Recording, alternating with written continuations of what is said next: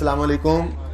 Online वालों को भी मेरा सलाम अर्ज़ हो। इन बच्चों से थोड़ी देर पहले ये बात कर रहा था ऑनलाइन वालों कि 3 से 4 फरवरी जहन में रखें। 1-2 को भी हो जाए फारिग तो अच्छी बात है, 3-4 जहन में रखें। आप लोगों ने भी आज जूम सेशन में मुझे तंग नहीं करना। वैसे आज वाली क्लास तो आपको कल मिलेगी तो ये सवाल तो आप लोगों ने भी पूछना ही है। खैर चलें, अच्छा जी, थोड़ी सी बात करते हैं हम नॉन प्रॉफिट ऑर्गेनाइजेशन के सोर्सेज ऑफ इनकम पे। हमने बहुत सारे सोर्सेज ऑफ इनकम देखे हैं। हमने नॉन प्रॉफिट ऑर्गेनाइजेशन के अंदर देखा था कि इसके अंदर सब्सक्रिप्शन एक सोर्स ऑफ इनकम है, इसकी अकाउंटिंग भी हमने कर ली थी। यहाँ पर 6 कुछ सवाल छोटे छोटे गिवन है, आप घर पे बैठे करोगे तो आपको हंसी आएगी। इनका लेवल अब कोई नहीं रहा आपके सामने, आप सब्सक्रिप्शन में बहुत कुछ कर चुके हैं। फिर हमने देखा था कि जी नॉन प्रॉफिट ऑर्गेनाइजेशन की अदर सोर्सेज में एंट्रेंस फी भी होती है, जिसको मेंबरशिप फी भी कह रहे थे। लेगेसी वगैरह, इन्होंने इसको जनरल फंड में डाला हुआ है, लेकिन मैंने इसको भी इनकम में डलवा दिया था कि चलो याद रहे आसानी के लिए, अल्टीमेटली इनकम से जनरल फंड में जाना है, ठीक है ना। फिर ट्रेडिंग एक्टिविटी हम करते हैं, ये भी बात देखिए। सर्विस एक्टिविटीज़, नॉन प्रॉफिट की ट्रेडिंग एक्टिविटी ना हो, सर्विस एक्टिविटी हो जाए, जैसे एक्सरे मशीन वगैरह हॉस्पिटल लगाई हो, उसके पैसे लेते हो, तो वो कोई एक्सरे बेच नहीं रहे होते, एक्सरे करके सर्विस दे रहे होते हैं और उसके पैसे ले रहे होते हैं, इस तरह से वो भी उसी तरह से ट्रेडिंग एक्टिविटी की तरह से ही है। उसके बाद 1-2 चीज़ें अभी छोटी मोटी रहती हैं, छोटी मोटी, ठीक है। मैं आज मेन एक चीज़ पढ़ाने लगा हूँ, लाइफ मेंबरशिप, ये भी एक सोर्स ऑफ इनकम है, ये हमने पढ़ लिया था, ठीक है। उसके बाद ना यहाँ पे कुछ स्टैंडर्ड्स दे दिए थे आईकेएप ने last time, accounting standards for NPO, पिछली दफ़ा। इस दफ़ा आईकेएप ने इसमें से बहुत सारी आसानी करके हमें दे दिया, कुछ चीज़ उसने बता दी कि वो हमने टेस्ट नहीं करनी है। तो बाकी जितना हम पढ़ रहे हैं उतना तो पढ़ ही रहे हैं, लेकिन इसमें से भी जो पढ़ने वाली चीज़ें हैं वो मैं बाद में आपको कवर करवा दूंगा। आज मेरी जो बात होनी है नॉन प्रॉफिट ऑर्गेनाइजेशन के, मैंने कहा सोर्सेज ऑफ इनकम होते हैं, जिनमें आपसे मैंने बात की एंट्रेंस फी है, मेंबरशिप फी, सब्सक्रिप्शन फीस है, लाइफ मेंबरशिप फंड जो बनाते हैं, लाइफ मेंबरशिप होती है, इस तरह से ट्रेडिंग एक्टिविटी होती है, कुछ इवेंट्स करवा लेती हैं ऑर्गेनाइजेशन, जिसको हमने कहा था रिसीट साइड पे उसका आना और पेमेंट पे जाना हो तो नेट करके शो कर दें। ऐसे ही एक बहुत बड़ा सोर्स ऑफ इनकम होता है नॉन प्रॉफिट ऑर्गेनाइजेशन का डोनेशंस, बहुत इंपॉर्टेंट, ठीक है। डोनेशंस, चंदा, अतियात, जो के नॉन प्रॉफिट ऑर्गेनाइजेशन की एक बड़ी मेन सोर्स ऑफ इनकम हुआ करती है, जो लोग उनको अतियात देते हैं, चंदे देते हैं, ज़कात देते हैं, ठीक है। मिसाल के तौर पर जैसे हॉस्पिटल है, ठीक है। अब डोनेशंस के ऊपर थोड़ी सी डिस्कशन है। डोनेशंस जनरल भी होते हैं, मतलब जिसने डोनेशन दिया उसने डोनेशन को इस्तेमाल करने का इख्तियार एनपीओ को दे दिया, जहां मर्जी इस्तेमाल करो भाई, अपनी बाउंड्रीज में रहते हुए। यानी जिस मकसद के लिए आप बने हो, आप उस मकसद में कुछ भी कर लो, ये पैसे आपके हैं। तो अगर वो पैसे दे दें तो ये एंट्री हमने पहले से की हुई है, नई चीज़ तो आगे जाके आनी है, ठीक है। हमने एंट्री की हुई है, पैसे आ गए, हमने इसको सीखा था, इसकी एंट्री होती है कैश डेबिट या बैंक भी हो सकता है, कैश या बैंक डेबिट, और डोनेशन इनकम क्रेडिट, ठीक है। Donation income credit. और अगर नॉन प्रॉफिट ऑर्गेनाइजेशन को कोई बंदा कैश देने की बजाय कोई फिक्स एसेट ही दे जाए, जैसे हॉस्पिटल को किसी बंदे ने आके वेंटिलेटर दे दिया, डोनेट कर दिया, डायलिसिस मशीन डोनेट कर दी, एक्सरे मशीन, ये अल्ट्रासाउंड मशीन, कोई ऐसी चीज, कोई मेडिकल इक्विपमेंट आके उन्होंने डोनेट कर दिया। स्पोर्ट्स इक्विपमेंट के, स्पोर्ट्स क्लब के पास को बंदा आया, उन्होंने पैसे देने की बजाय स्पोर्ट्स इक्विपमेंट डोनेट कर दिया, जी ये टीम का, पूरी टीम के हॉकी का सामान है जी, ये गोल्फ किटें हैं जी इतनी, बैट बॉल भाई कह रहे हैं, ठीक है। तो स्पोर्ट्स इक्विपमेंट डोनेट कर दिया, मेडिकल इक्विपमेंट डोनेट कर दिया, यानी पैसे देने के बजाय एसेट ही ले आया अगला बंदा। हो सकता है उसकी फैक्ट्री हो, उसी काम के लिए वो काम करता ही, ठीक है। तो अगर ऐसी सूरत बन जाए तो फिर कैश या बैंक तो डेबिट नहीं हुआ, लेकिन वो रेलेवेंट फिक्स एसेट तो डेबिट हो गया। तो हम फिक्स एसेट जो आया है उसको डेबिट कर देंगे। ये एक एडजस्टमेंट आपके किसी होमवर्क वाले सवाल में आई भी हुई है। होमवर्क वाले सवाल के अंदर क्वेश्चन 7 है गालिबन, जिसकी तैयारी मैंने कर ली थी आज डिस्कस करने की, लेकिन नहीं टाइम मिला, क्योंकि ट्रायल वाला सवाल था, अकेलौता सवाल है और इंपॉर्टेंट इसलिए है कि ट्रायल वाला सवाल फिर आ जाए तो आपको करना आता हो, तो उसके ऊपर आज हमारा टाइम लग गया, वो जो चौंकार इंटरनेशनल वाला होमवर्क में था, ठीक है। बहरहाल बातें बहुत सारी आज हमने सीखी हैं, नहीं की हैं, ये तसल्ली असल में अब शुरू हो गई ना, क्योंकि जब बंदे का टॉपिक तैयार होता है फिर प्लस माइनस वाली चीजें सीखता है बंदा, ऐसे ही है ना। तो कैश नहीं आया, फिक्स एसेट ही आ गया, तो फिक्स एसेट डेबिट, और ये भी डोनेशन इनकम है। कैश आपने पे करके ये एसेट नहीं खरीदा, बल्कि आपको ये एज अ डोनेशन मिला है, तो इसके लिए भी आपने डोनेशन इनकम क्रेडिट कर दिया इनकम एंड एक्सपेंडिचर में, ठीक है जी। तो ये तो बात हो गई डोनेशन में, जनरल डोनेशन, ठीक है। अच्छा, अब कभी कभी डोनेशन देने वाला डोनेशन का पर्पस स्पेसिफाई कर देता है, ठीक है जी। वो ये कहता है कि जी देखें, ये जो मैं पैसे आपको दे रहा हूँ, मिसाल के तौर पे एक बंदा हॉस्पिटल के पास आया और उसने आके कहा, देखें जी ये जो मैं पैसे अब आपको देने लगा हूँ, इन पैसों से आपने सिर्फ गुर्दे के मरीजों का इलाज करना है या सिर्फ आंखों के मरीजों का इलाज करना है। या सिर्फ जो है वो कानों के मरीजों का उनकी जो वो इक्विपमेंट होता है, ये सिर्फ उनको जो बंदा भी आए कानों का सुनने का मसला हो उसके साथ जो है वो, तो स्पेसिफाई कर दे अगर कोई बंदा अपने डोनेशन को कि जी मैं ये जो डोनेशन आपको दे रहा हूं for some specific expense only है, तो ये एक्स्ट्रा बात जो वो करके जाता है ये हमारी नॉन प्रॉफिट ऑर्गेनाइजेशन पे एक लाइबिलिटी सी क्रिएट कर देती है। वैसे तो सारे पैसे ही जो जनरल फंड में पहुंच रहे हैं, जितने पैसे भी एनपीओ को लोग दे रहे हैं, भाई आप पे और मुझ पे वो लाइबिलिटी, अगर हमारी वो एनपीओ है हम उसको ट्रस्टीज के तौर पे चला रहे हैं, तो किसी का कोई पैसा चाहे वो जनरल फंड में भी पड़ा हुआ है वो दे गया जहां मर्जी इस्तेमाल करो, है तो वो भी लाइबिलिटी। लेकिन ये स्पेसिफिक तरह की जो लाइबिलिटी होती है ना, ये और ज्यादा परेशान करती है कि यार अब वो कह के गया है कि जी ये 5 लाख रुपया पकड़ो, एक बंदा जिसको मोतिया का मसला है उसकी आंखों का जो ऑपरेशन करके उसका लेंस डालने के ऊपर मिसाल के तौर पे 1 लाख रुपया खर्चा आता है, तो मेरी तरफ से ये 5 मरीजों का इलाज आपने करना है, ये पकड़े 5 लाख रुपए अमानत। तो अब आप उस जनरल फंड वाले बास्केट में इस पैसे को नहीं फेंकते, कहीं ये ना हो किसी और काम में लग जाए, कल को वो आके पूछे तो हम ये कहेंगे यार वो तो और जगह लग गया था, तो वो नाराज होगा, अगली बार नहीं देगा। ठीक है, तो फिर रिस्ट्रिक्टेड फंड भी इसको कहते हैं। क्या कहते हैं जी? Restricted fund. और restricted by outside party, external restriction है, यानी कि बाहर के बंदे ने इस पे, हमने खुद नहीं फैसला किया कि ये पैसे, खुद भी फैसला कर सकते हैं। इंटरनली रिस्ट्रिक्टेड फंड्स भी होते हैं, एक्स्ट्रा, ये वो एनपीओ की मैं साथ साथ थ्योरी पढ़ा रहा हूं आपको, वो जाके फिर टिक करवा दूंगा, ये पढ़ लिया ऐसे करके, ठीक है ना। तो रिस्ट्रिक्ट कर रहे हैं फंड को कौन? बाहर वाले भाई साहब जिन्होंने डोनेशन दिया, इसको एक्सटर्नल रिस्ट्रिक्शन कहते हैं। और अगर हम अपने फंड से ही कोई पैसे निकाल के अलग करें, वो एक चीज अभी मैंने नहीं पढ़ाई बीच में डोनेशन के अंदर आज, ठीक है, वो अपने ही फंड में से निकाल के कोई पैसे अलग करें, जी स्कूल के बच्चों की फीसें जिम्मे लेनी है, तो जनरल बास्केट में से पैसे निकाल के स्पेसिफिक में रख लो, ये ना हो कि कल को पैसे खत्म हो जाए और बच्चे बाहर खड़े ऑनलाइन लगा के उनकी फीस जमा नहीं है स्कूल की, ऐसे भी हो सकता है। तो हम अलग पैसे करके इंटरनल रिस्ट्रिक्शन भी लगा सकते हैं। लेकिन फिलहाल ये क्या है? Externally restricted fund. क्या है जी? External restricted fund. ये जनरल फंड में नहीं फेंकेंगे, ये स्पेसिफिक फंड है। ये क्या है? स्पेसिफिक फंड है। तो जिस दिन ये पैसे रिसीव होंगे उस दिन हम एंट्री पास करेंगे, पैसे आए तो कैश या बैंक डेबिट, और जो भी नाम है जिसके, आई पेशेंट फंड, आई या गई, आई पेशेंट फंड क्रेडिट। मिसाल के तौर पर मैंने क्या कहा था जी, कितने पैसे लाके दिए उसने? 5 लाख, ठीक है जी, तो 500 रुपया। ओके, अब 500 रुपया उसने दिया, मतलब 1000 में बात कर रहा हूं, और वो चला गया। अब हमने एक नई टोकरी मंगवाई बाजार से और ये 500 उसमें रख दिया। इस साल के एंड पे मिसाल के तौर पे 2 लोग आए और हमने उनका इलाज कर दिया। कहते हैं तेरा मैं इलाज करूंगा, हाँ तेरा इलाज, हमने उनका इलाज कर दिया, ठीक है। तो उस पर कितना खर्चा हो गया? 200 रुपये खर्च हो गया। यानी आपने लेंस खरीदा होगा, कैश गया, डॉक्टर जो आया था उसको फीस दी होगी। कौन सी ऐसी जरूरी बात है यार जो चली जा रही है तुम्हारी, इधर देख लो, हाँ सुनने में तो हो ना, बराबर की सहूलतकार तो हो ना, दोनों को ही पकड़ना चाहिए जी। तो आपने डॉक्टर जाहिर आता है, वो तो आपने डोनेशन फ्री मरीज को करना है, डॉक्टर जरूरी नहीं है कि फ्री कर रहा हो, ठीक है, इलाज।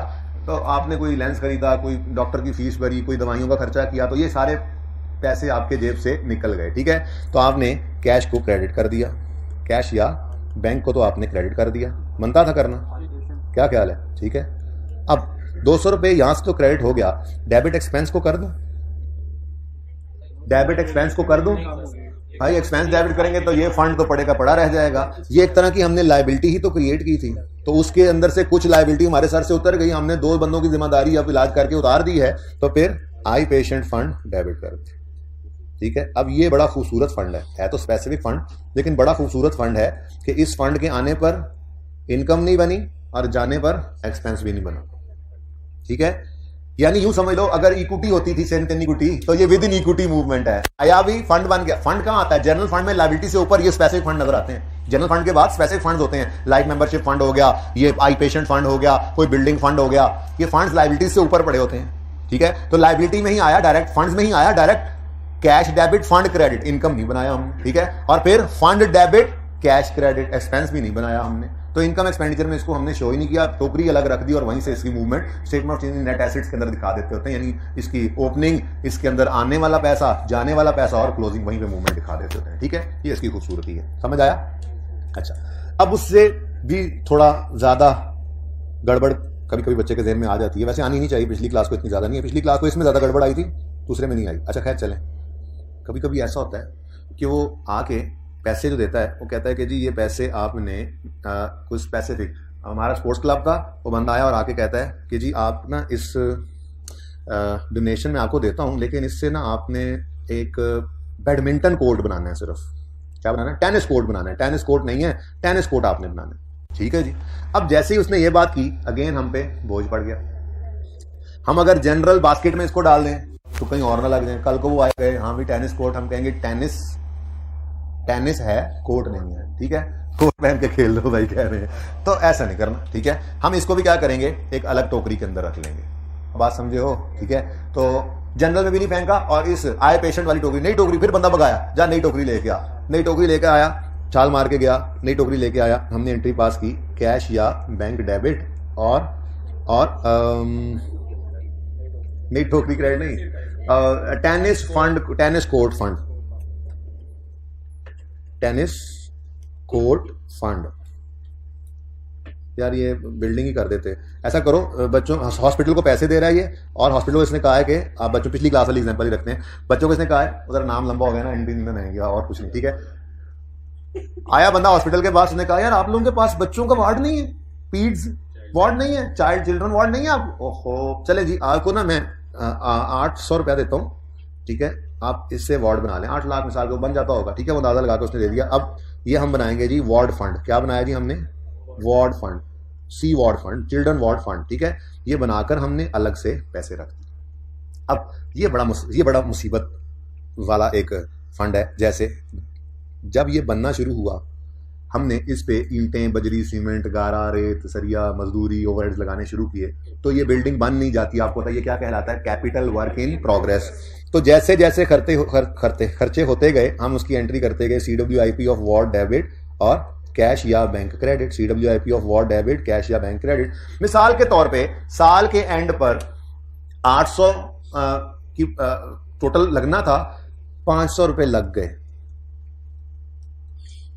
अब ये एंट्री सही की है मैंने, बिल्कुल सही है, बिल्कुल सही है, बिल्कुल सही है। जो ईंटें, बजरी, सीमेंट लग रहा है उसको CWIP में डेबिट करेंगे। ये वो वाला फंड तो है नहीं कि खर्चा था, हो गया, बस फंड खत्म करो। मसला ये है, ये फंड अब आपको चुभना शुरू हो चुका है। I know but please wait, ये फंड आपको चुभना शुरू हो चुका है। आप कह रहे हो जो कैश टोकरी में आया था वो लगकर बिल्डिंग बनना शुरू हो गई है, इसका क्या करें?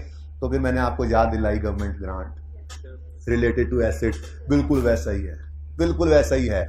आप याद करो, एक बेल वाला सवाल कर, घंटियां बजाई थी हमने, उसमें एक पहले साल में कोई ग्रांट आई थी जिससे रिलेटेड, जिससे बिल्डिंग बनानी थी, वो बिल्डिंग पहले साल में नहीं बनी थी, तो वो ग्रांट का 1 रुपया इनकम में नहीं डाला था, वो वैसे ही लायबिलिटी पड़ी हुई थी। अगले साल जाके जब बिल्डिंग कंप्लीट हुई थी, कंप्लीट होने के बाद जितने महीने बिल्डिंग डेप्रिशिएट हुई, उतने महीने ग्रांट को इनकम में, डेफर्ड ग्रांट को इनकम में डाला था। बिल्कुल वैसे ही, बस नाम शाम बदल गए, नाम शाम बदल गए। ये भी ग्रांट ही दिया किसी ने, एनपीओ को, गवर्नमेंट नहीं है, ठीक है, तो ट्रीटमेंट वैसा ही हो गया, ठीक है। तो जिस दिन पैसे आए ये लायबिलिटी बन गई, नाम इसका यहां पे एनपीओ की अकाउंटिंग में फंड रख दिया हमने, ठीक है। अब बिल्डिंग बने जा रही है, ये अपनी जगह कायम दायम, building CWIP debit, cash credit, CWIP debit, cash credit, और जिस दिन बिल्डिंग कंप्लीट होगी उस दिन वार्ड कंप्लीट हो एंट्री होगी, PPE डेबिट, CWIP क्रेडिट, उस दिन ये भी अलर्ट हो जाएगा। ये अलर्ट होकर क्या कहेगा, अब मैंने देखना है, जैसे जैसे वार्ड को डेफिसिट करेंगे वैसे वैसे मैंने भी इनकम में जाना है। वार्ड को डेफिसिट किए जाओगे, इसको इनकम बनाए जाओगे। ये बात समझ आई? कुछ ना कुछ नहीं समझ आई, समझाता हूं। मिसाल के तौर पे 2020 में हमें ये पैसे रिसीव हुए, तो हम फंड्स के अंदर, आपको पता है हम फंड्स के अंदर इसको यहां पे जनरल फंड के बाद ना यूं लिख देंगे वार्ड फंड, वार्ड फंड, और ये कितना नजर आ रहा है 2020 में 800, ठीक है। और एसेट्स के अंदर अभी नॉन करंट एसेट्स में CWIP ऑफ वार्ड नजर आ रहा है, लेकिन वो अभी कितना है 500, ठीक है। अब इधर देखो इनकम एंड, ये तो होगी ना बैलेंस शीट, ठीक है। जो इनकम एंड एक्सपेंडिचर अकाउंट है उसमें ना तो कोई इनकम आई है और ना ही कोई एक्सपेंस आया, बात समझिएगा, ठीक है। थोड़ा सा इधर कर लें इसको, ये देखें जी 2020 की बात अगर कर रहे हैं तो 2020 में क्या इनकम, कोई इनकम नहीं है। पैसे आए, मैंने क्या एंट्री की, cash debit, ward fund credit, ये 800 की एंट्री, कैश की दराज वो भर गई, टोकरी भर गई। अब मैंने पैसे खर्च किए तो CWIP डेबिट करके वो दराज, वो टोकरी से पैसे निकालता रहा, कैश क्रेडिट। तो 2020 में कुछ इनकम में नहीं गया, कुछ एक्सपेंस में नहीं आया, ठीक है। अच्छा, अब अज्यूमिंग 2021 में ये वार्ड कंप्लीट हो गया, तो ये वार्ड डेबिट होकर पूरे, मतलब 500 से फिर 800 पे गया होगा ना, मैं लेजर नहीं बना रहा, ठीक है ना। तो 800 का कंप्लीट हो गया, 800 CWIP से क्रेडिट होकर वार्ड में डेबिट हो गया।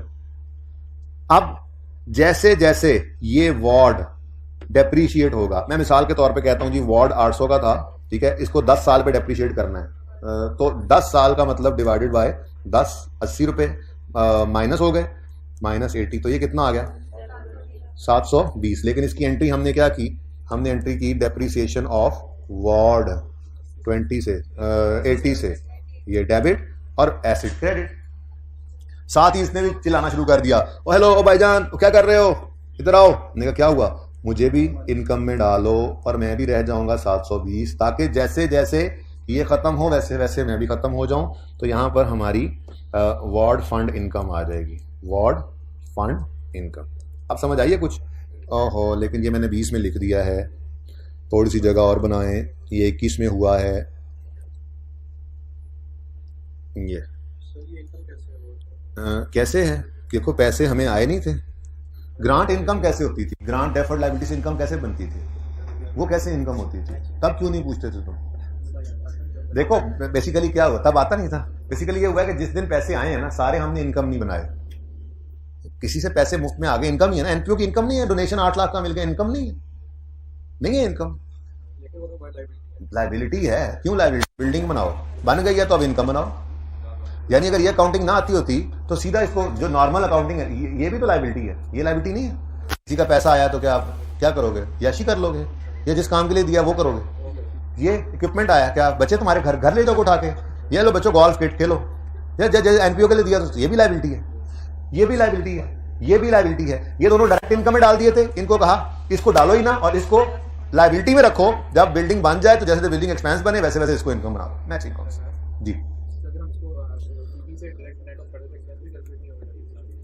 जी, हम नहीं करेंगे ऐसा जी, ऐसा कोई ऑप्शन IAS 20 नहीं लग रहा है इस पे। एनपीओ की अकाउंटिंग है जिसने ये सिखाया हुआ है कि ये रेस्ट्रिक्टेड फंड है, और ये रेस्ट्रिक्टेड फंड जब तक बिल्डिंग बन ना जाए, ये भी रेस्ट्रिक्टेड फंड था किधर गरूजा ये, लेकिन ये बारो बार यहाँ पे, ठीक है ना, उसकी मूवमेंट भी यहीं पे आ गई। लेकिन मसला इसका ये कि इससे एक फिक्स एसेट बना है, तो फिर इसको असल में कहानी बताऊं, असल बात पता है क्या है, ये वार्ड फंड जो है ना, ये जब हम अब ये बात ना समझ आए तो फिर परसों का इंतजार कर लो, मेहताब वाला सवाल करना है, वहां पे जाकर समझ आएगी सबसे आखिरी पास पेपर। लेकिन छोड़ो, फिलहाल मैं को बताऊं असल कहानी पता है क्या है। जिस दिन 21 में ये बिल्डिंग तैयार होती है तो CWIP से क्रेडिट करके बिल्डिंग को डेबिट करते हैं ना, उसी दिन ये वार्ड फंड में से निकलकर नॉन करंट लायबिलिटीज में आ जाता है, और ये वहां पर डेफर्ड लायबिलिटी बन जाता है, बिल्कुल वैसे ही जैसे आपकी गवर्नमेंट ग्रांट डेफर्ड लायबिलिटी होती थी। और यहां पे आके फिर इसको हम कहते हैं, जैसे यहां हम कहते हैं कि ये लायबिलिटी थी ना, लायबिलिटी डेबिट, और ये नई लायबिलिटी क्रेडिट, लेकिन साथ ही हम फिर इसको 80 रुपए से liability debit income credit, liability debit income credit, liability debit, उधर डेफिसिट डेबिट।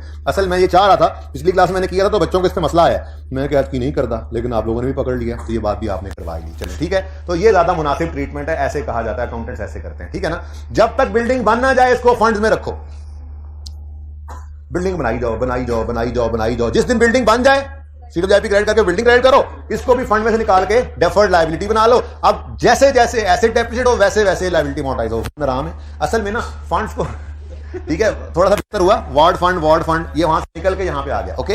ये जैसे ये यहां से निकल कर इधर आया ना, ये ऐसे ही ये भाई साहब भी यहां से निकल कर इधर आ गए।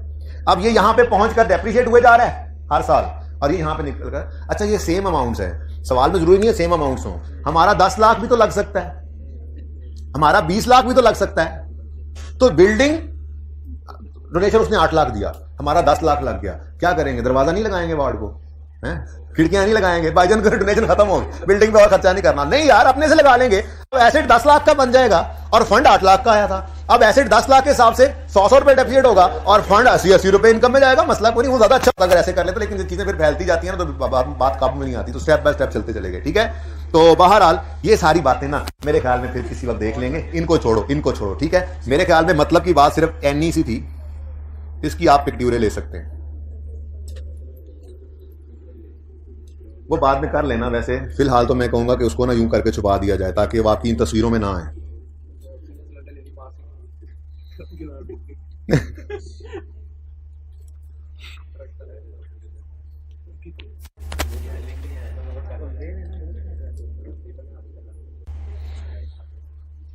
ठीक है जी, ये डोनेशन की टोटल डिस्कशन है, इससे बाहर कोई नहीं है।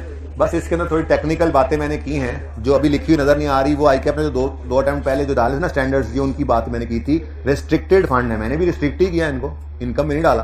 अब एक्सटर्नली रिस्ट्रिक्टेड है जो किसी ने कर दिए हैं पैसे देकर रिस्ट्रिक्ट। एक इंटरनली रिस्ट्रिक्टेड भी होते हैं, जब हम अपने ही फंड से, जनरल फंड से पैसे कुछ निकाल के अलग रख लेंगे ना, ये फलां काम के लिए हमने ये रख दिए अलग, तो वो हमारा स्पेसिफिक फंड बन जाएगा, लेकिन हमारे अपने सोर्सेज से बनेगा और उस रिस्ट्रिक्टेड को हम कहेंगे इंटरनली रिस्ट्रिक्टेड। ठीक है, और सही है ना? अच्छा चलें।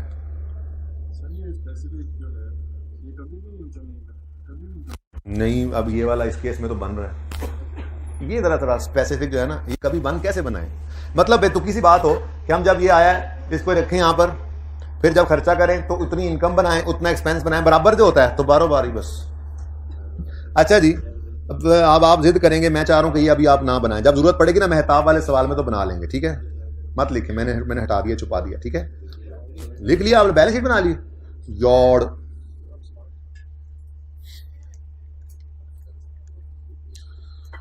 अच्छा, अब ये यहीं रहे क्योंकि इसमें फिर भाग भाग के इधर ही आते रहना है। नई फाइल ओपन करता हूं मैं, और चलो जी आ जाओ फिर। पास पेपर कौन सा था? 17 था, 14 था?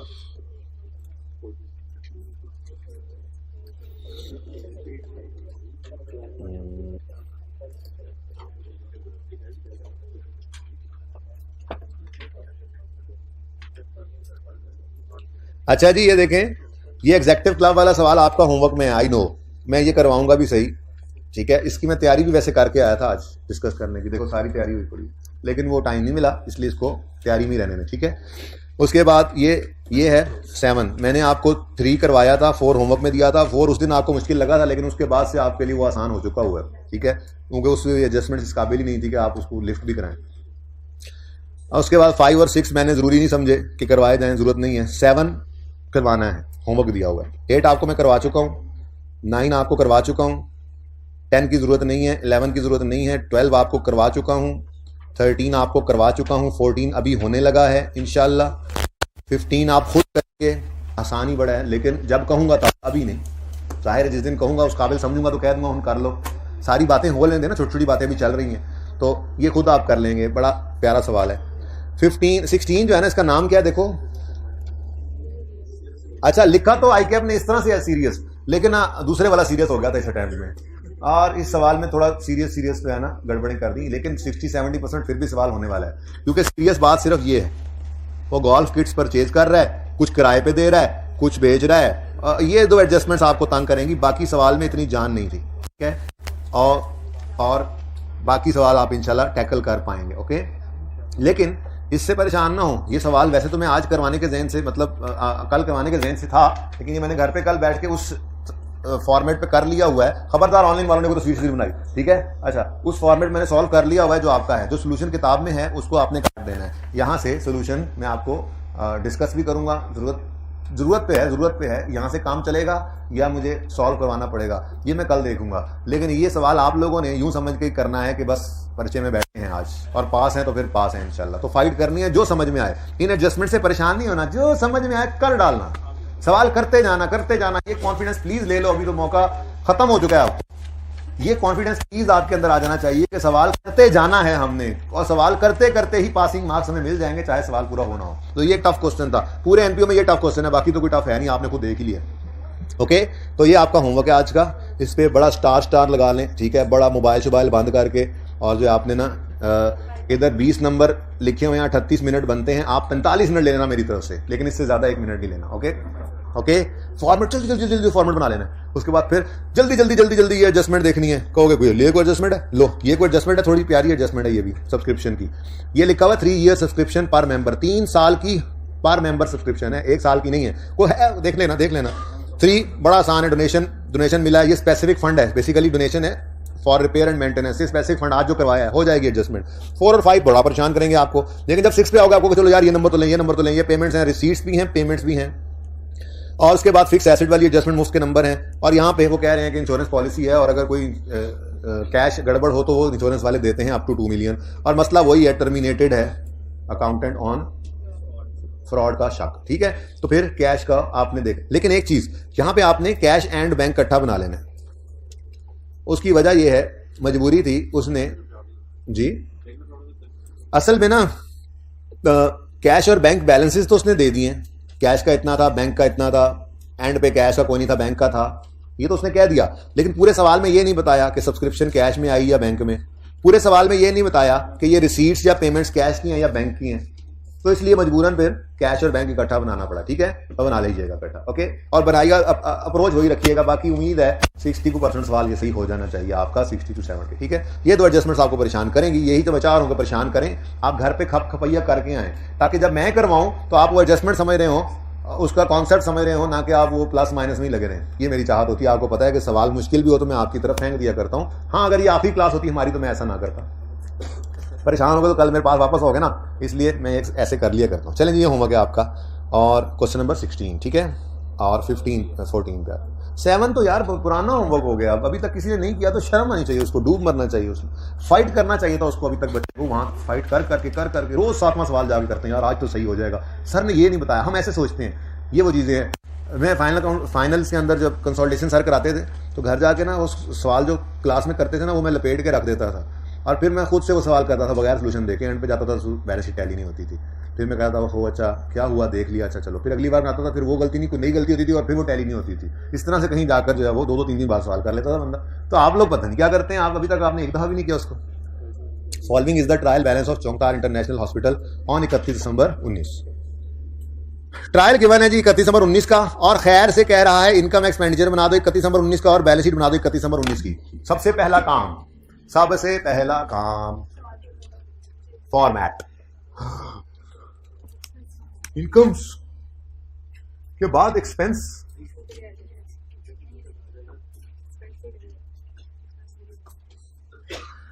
आज थोड़ी सी गुंजाइश पहले मुझे लगा कि है, लेकिन जब एंड पे जाके पता लगा कि एसिड्स तो बस वो सही कर गए थे, ज्यादा हो गए थे। खैर गुजारा हो गया हमारा फॉर्मेट में। बाहर आपके पास तो खुला डुला फॉर्मेट बन सकता है। आप सवाल जब पढ़ लेते हैं ना, जैसे मैंने आपको सवाल पढ़ा देना है, तो उसमें आपको नजर आएगा कोई बर्न वार्ड फंड टाइप चीज भी आ रही है, नहीं कोई स्पेसिफिक फंड है। ठीक है, तो फंड्स जनरल फंड के अलावा कोई भी हो वो आपके लाइबिलिटी से ऊपर नजर आने होते, तो आप ना 2 लाइनें छोड़ दिया करो। मुझे सवाल पढ़ने के बाद लग गया था 1 लाइन छोड़नी है, पता लग भी जाए 1 छोड़नी है तब भी 2 छोड़ देना। ठीक है, तो फंड्स एंड लाइबिलिटीज में नाम शाम पूरा लिख के आना ऊपर। ठीक है, फंड एंड लाइबिलिटीज में opening general fund plus surplus is equal to closing general fund, फिर 2-3 लाइनें खाली छोड़कर, 2 लाइनें खाली छोड़कर फिर लाइबिलिटीज, फिर 5 लाइनें खाली, फिर एसेट्स, फिर बाकी का सफा खाली। ठीक है, और अगर ना तसल्ली हो इस तरह से तो एक सफे पे एसेट्स लाइबिलिटीज, एक सफे पे एसेट्स कर दिया करो, दूसरे सफे पे फंड्स एंड लाइबिलिटीज कर लिया करो। ये कोई मसला नहीं है, खुला काम किया करो जी। एक सफे पे इनकम, दूसरे सफे पे एक्सपेंसेस। चलें शुरू करें जी। अच्छा जी, ट्रायल बर्न्स वार्ड। अच्छा, मजे की बात है कि ये ट्रायल है और ट्रायल वाला वाहिद सवाल है, तो इंट्रो वाला कनॉलेज यूज होना है, तो थोड़ी सी बातें मुझे वो करनी पड़ेगी क्योंकि आपका कनॉलेज थोड़ा सा ना वो ऑब्सोलीट हुआ होता है। ठीक है, वीक ना कहा करो, अल्लाह ना करे वीक हो, क्योंकि वीक हुआ तो फिर मैं क्या करूंगा। ऑब्सोलीट होना है तो कोई बात नहीं, रिफ्रेश कर लेते हैं। ट्रायल के अंदर पेड की फिगर्स आती हैं, हम नॉर्मली ये कहा करते थे, ऐसे ही है। अच्छा चलो, ट्रायल में क्लोजिंग बैलेंसेस पड़े होते हैं। हाँ, नॉर्मली क्लोजिंग ट्रायल जो है 31 दिसंबर 19 का ट्रायल जो है तो क्लोजिंग ही होगी। ठीक है, जो ट्रायल में नजर आने वाली फिगर्स हैं, ट्रायल में नजर आने वाली फिगर्स जो हैं उनको हम इनकम स्टेटमेंट और बैलेंस शीट में डबल एंट्री करके लिखते हैं या एक बार लिखते हैं। बचपन में उस्तादों ने ये तो बताया होगा कि ट्रायल वाली चीज एक बार आती है और अदर इन्फॉर्मेशन में जो एडजस्टमेंट होती है उसकी डबल एंट्री होती है, क्योंकि ट्रायल में जो फिगर्स आती हैं वो डबल एंट्री के प्रोसेस से गुजर के आती हैं। ठीक है, मैंने कहा ये बात रिवाइज करा दूं, कुछ है ऐसा, कुछ जहन में है बात। ठीक है, नहीं ये बात भी नहीं पता तुम्हें। ट्रायल में क्लोजिंग बैलेंसेस आते हैं, क्या क्लोजिंग्स। अच्छा, आप जो कह रहे हो वो ये कह रहे हो कि ये कैश एंड बैंक जो है ये ओपनिंग है और ट्रायल के बाद इसमें closing cash and bank given होगा, ये कह रहे हो। एक चीज की बात मत करो, नॉर्मली बैलेंसेस नहीं, सिर्फ हमने ये बात स्टॉक के बारे में की। ठीक है, और वो मैंने ना तस्वीर ओपन की है पिछली क्लास में और मैंने अपने प्यारे बच्चों को वो दिखाया भी है, मैं आपको भी दिखाऊंगा। ऐसी बात नहीं है, ऐसी बात नहीं, सामने भी वही पड़ा है, लेकिन अभी उसकी बारी नहीं आई। स्टॉक कब ओपनिंग कब क्लोजिंग, ठीक है, अभी उसकी बात मत करो, अभी जरा जनरल रूल। ठीक है, ट्रायल में क्लोजिंग ट्रायल में ज्यादातर चीजें क्लोजिंग होती हैं। ठीक है, ज्यादातर चीजें, मसलन डेटर्स का लेजर हो ही नहीं सकता कि ओपनिंग हो, क्यों, सारा साल उसमें सैकड़ों एंट्रीज पड़ती हैं। क्रेडिटर्स हो ही नहीं सकता कि वो ओपनिंग हो, कैश एंड बैंक हो ही नहीं सकता कि वो ओपनिंग हो, फिर सेल्स हैं, परचेजेस हैं, इनकम्स एक्सपेंसेस हैं, ये तो ओपनिंग हो ही नहीं सकते, ये तो होते ही फॉर द ईयर हैं। ये साल बात पूरी सुन ले एक बार भाई, बात एक बार पूरी सुन ले, मुझे बीच में डंगी ना दे प्लीज। देख तो सही मेरा भाई, सुन तो सही, अभी पूरी कहानी ऐसे शीशा करता हूं मैं ये कह रहा, मेरी गल पूरी सुन, कहानी चेक कर, कहानी डाल रहा हूं अभी तो जी। ट्रायल में ज्यादातर चीजें क्लोजिंग होती है। मैं कब कह रहा हूं सारी चीजें क्लोजिंग होती है? ट्रायल में ज्यादातर चीजें क्लोजिंग, क्योंकि ट्रायल कौन सा है? क्लोजिंग ट्रायल है ना, ओपनिंग ट्रायल नहीं है। अनएडजस्टेड है ये, अनएडजस्टेड है ये, माना मैंने। यानी क्लोजिंग में भी गलती हो सकती है, पर वो डेटर गलत हो सकते हैं, पर ओपनिंग नहीं, क्लोजिंग ही है। कैश एंड बैंक गलत हो सकते हैं, एडजस्टेड कैश बनाते थे, एडजस्टेड डेटर्स बनाते थे, एडजस्टेड फिक्स एसेट बनाते थे। गलती हो सकती है, मैंने कब कहा नहीं हो सकती? बात पूरी सुनो, दोबारा सुनो, मैं दोबारा से अब रिवाइंड करके फिर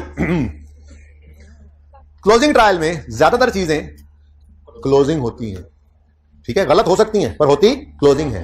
कुछ एक चीजें ओपनिंग भी होती हैं, मसलन एक्यूमुलेटेड डेप्रिसिएशन का अकाउंट ओपनिंग हो भी सकता है, नहीं भी हो सकता है, क्लोजिंग भी हो सकता है, लेकिन शक होता है इस पे। उसकी वजह क्या है? उसकी वजह पता क्या है? उसकी वजह ये है कि इधर ब्रॉड डाउन पड़ा होता है और ये सोया होता है। साल के एंड पे हम एक बार डेफिनेशन कैलकुलेट करते हैं, आपको पता है, इसको आगे दिखाता हूं भाई। लो हाँ क्या हुआ? डेप्रिसिएशन आई है, अच्छा, डेप्शन एक्सपेंस डेबिट, डेप्शन क्रेडिट, और फिर ये क्लोजिंग में कन्वर्ट हो जाता है। Provision for doubtful debt, opening पड़ा है और सोया हुआ है भाई की तरह, सोया हुआ है।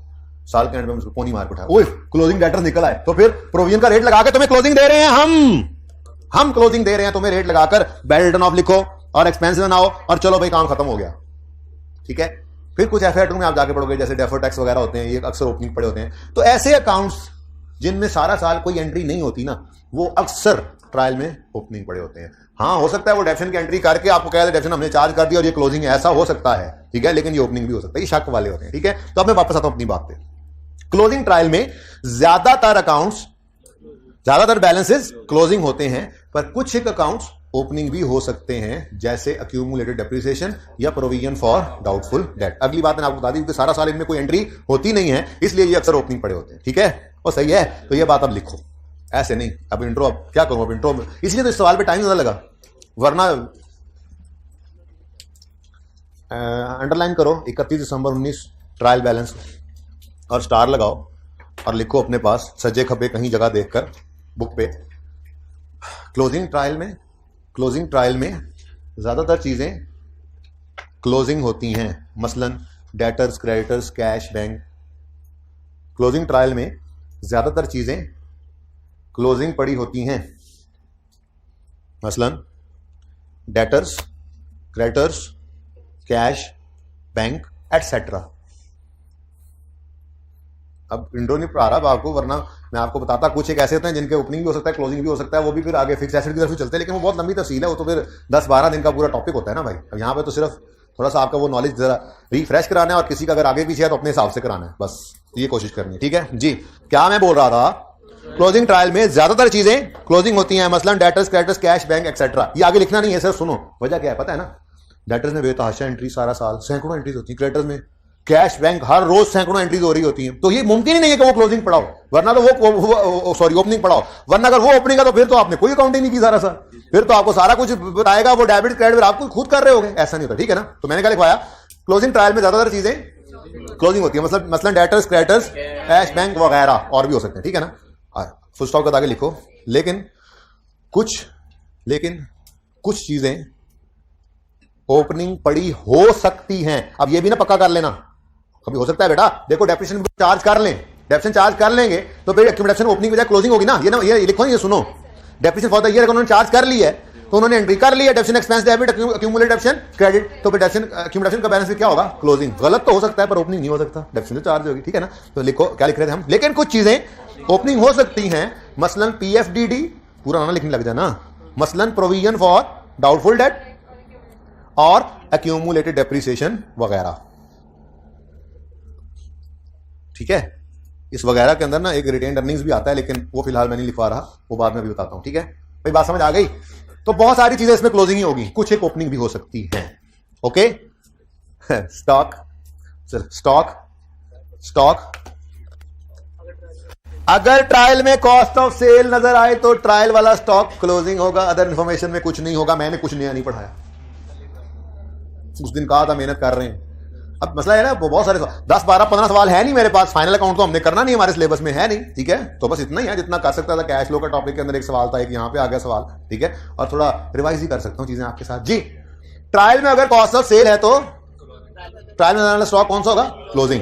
एडजस्टमेंट में क्लोजिंग स्टॉक नहीं होगा। हाँ मैंने कहा था गलत हो सकता है, लेकिन क्लोजिंग स्टॉक वही है।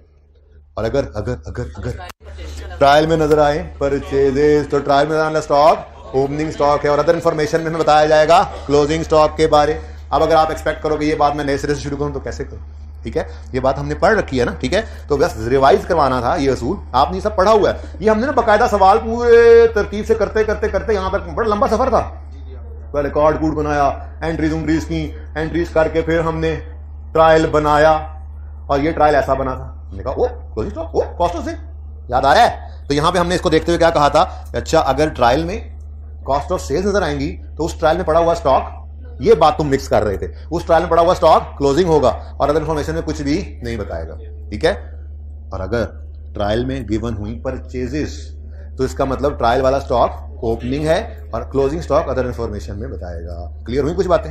ये 3 चीजें हो गई। मैंने प्रोविजन की बात भी कर ली, डाउटफुल डेट की, अकोमोडेशन की बात भी कर ली, स्टॉक की बात भी कर ली। अब चौथी बात भी करके ही चलते हैं, यही सही है। क्या यार यहां पे मैंने क्यों लिखा हुआ है ओपनिंग? यहां पे मैंने क्यों लिखा हुआ है? यहां पे मैंने लिखा हुआ सिर्फ कैपिटल, चुप कर गया मैं, और मैंने यहां पे सिर्फ लिखा कैपिटल। मैं सवाल बनाने वाला था, मैंने सिर्फ लिख दिया कैपिटल।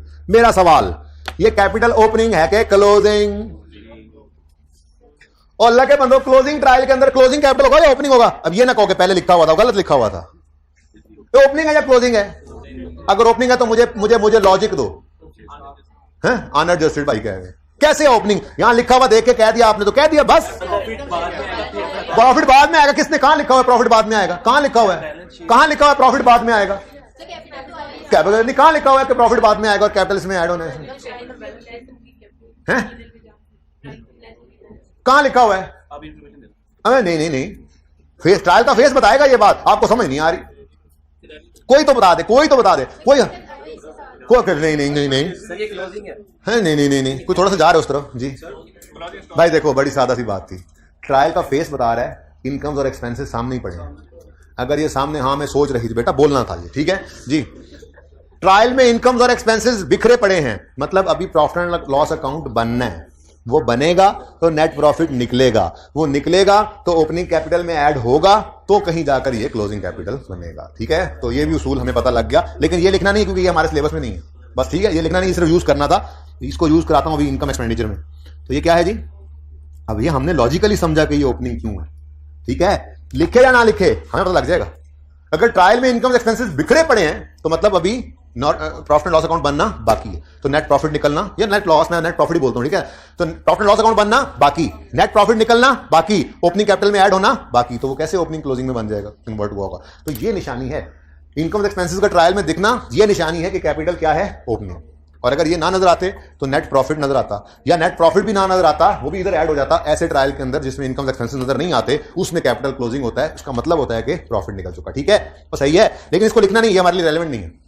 हम इनकम स्टेटमेंट बैलेंस शीट अब नहीं बना रहे फाइनल अकाउंट की, यहां FAR 1 में और FAR 2 में बनानी है, ठीक है। लेकिन इसकी बेस से मैं आप NPO की तरफ लेके जाऊंगा। तो उसूल क्या बना? उसूल बना कैपिटल कब ओपनिंग है? ट्रायल में इनकम एक्सपेंसेस नजर आए तो, ठीक है, वजह पता लग गई। अच्छा, अब एक स्टेप आगे बढ़ते हैं। एक स्टेप आगे बढ़ के मुझे ये बताओ, छोड़ एक स्टेप आगे को, वैसे रिटेन्ड अर्निंग्स पे भी यही रूल लगता है। कैपिटल और रिटेन्ड अर्निंग्स हमने अलग पढ़ ली ना, तो रिटेन्ड अर्निंग्स का बैलेंस ओपनिंग या क्लोजिंग वो यही बताया करेंगी। इनकम एक्सपेंसेस अगर बिखरे पड़े हैं तो मतलब नेट प्रॉफिट नहीं निकला तो वो फिर ओपनिंग है, और अगर नहीं होंगे तो फिर क्लोजिंग हो सकते हैं, लेकिन यहां पे हमने इसको यूज नहीं करना, ठीक है।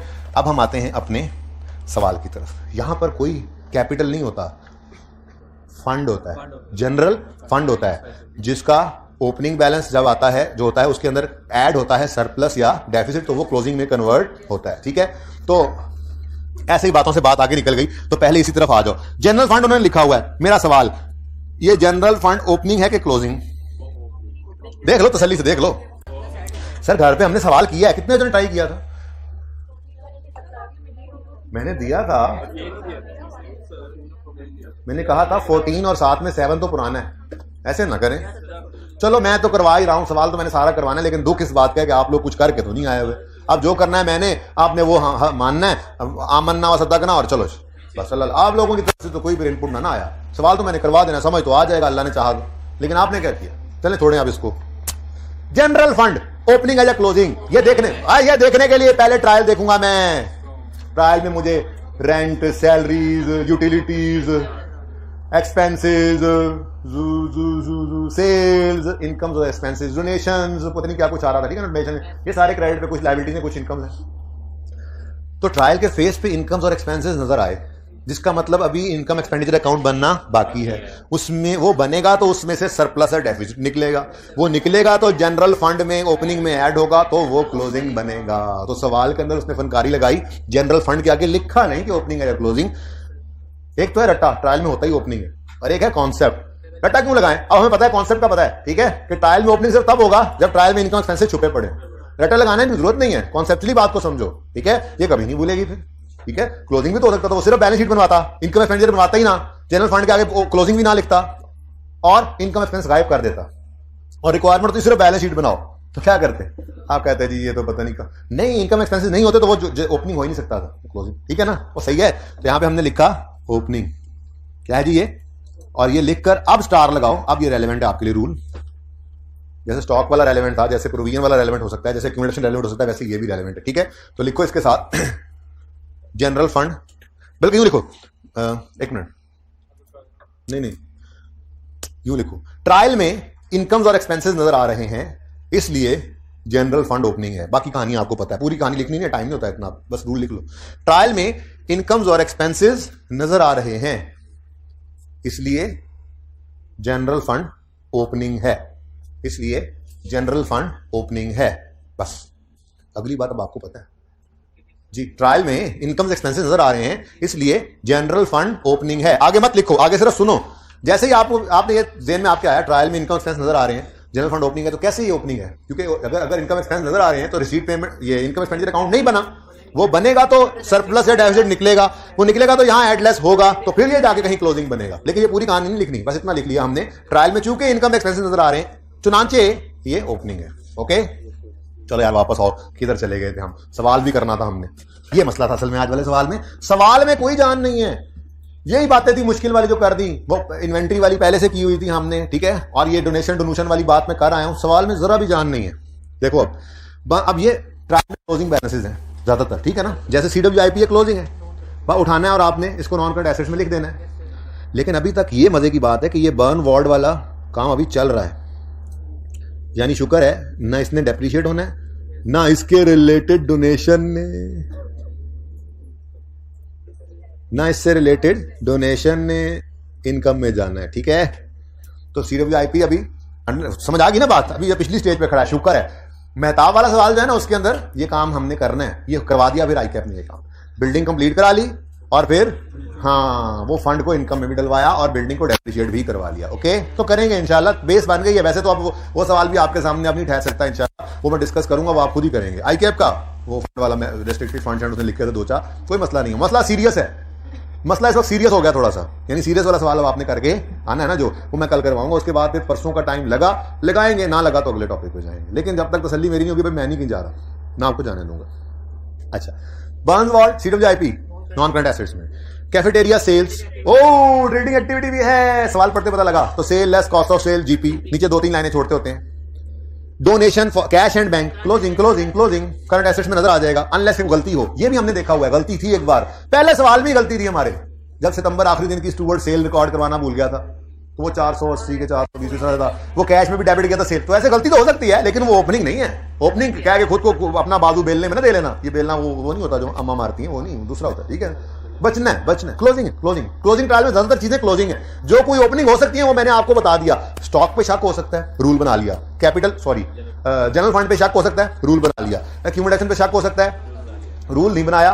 लेकिन इतनी सी बात, अगर एक्यूमुलेटेड डेप्रिसिएशन क्लोजिंग होगा तो डेप्रिसिएशन चार्ज हो चुकी है, ये या तो फैक्ट यहां पर डेबिट साइड पे नजर आ जाएगा या वो खुद बताएगा। डेप्रिसिएशन अगर चार्ज की है तो एक्सपेंस में नजर आएगी, फेस पे नहीं नजर आ रही, किसी एक्सपेंस में क्लब है तो सवाल खुद चीख के बताएगा depreciation for the year charge हमने कर दिया, ठीक है ना, अनलेस वी कह दे नॉर्मली ओपनिंग। तो रेट का होना उसके बारे में भी रूल बना लेते हैं, ठीक है ना, वो भी रूल लिख लेते हैं। खैर फिलहाल मैंने क्या बताया, स्टॉक का, फंड का और क्या है, प्रोविजन और एक्यूमुलेशन का, ये 4 चीजें जो ओपनिंग हो सकती हैं, हो सकती हैं, ठीक है।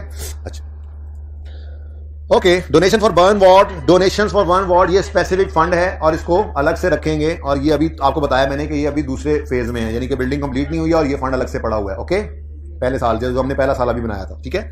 Next, expenses and gifts for walk on diabetes day, walk on diabetes day, आगाही वॉक करवाई हमने ज़ियाबितस पर, शुगर का मर्ज बहुत फैलता जा रहा है लोगों की ईटिंग और स्लीपिंग हैबिट्स की वजह से, तो एक आगाही मुहिम चलाने की जरूरत पेश आई, तो हमें किसी ने स्पॉन्सर भी किया है। अगले सफे में किसी ने स्पॉन्सर किया हुआ है, sponsorship for walk on diabetes day. 22 lakh रुपया कोई हमें देगा कि यार मेरा तो सारा टबर ही जड़ाना शुगर ही नजर हो गया, मैं चाहता हूँ और लोग जो है ना वो ना हो, तो आप ना एक वॉक रखें जिसमें आप ऐसे बैनर्स वगैरह लेकर निकलें, एक अमन तरीके से रास्ता ब्लॉक किए बगैर, और आपने वो बैनर्स उठाए हों उनके ऊपर लिखा हुआ हो कि जी ये चीज़ें जो है ये ज़ियाबितस की तरफ लेके जाती हैं और ये बड़ी एक टीबी है कसम से, तो आप जो है वो थोड़ा सा इसके ऊपर आगाही लोगों में फैलाएं। हमने एक वॉक रख ली।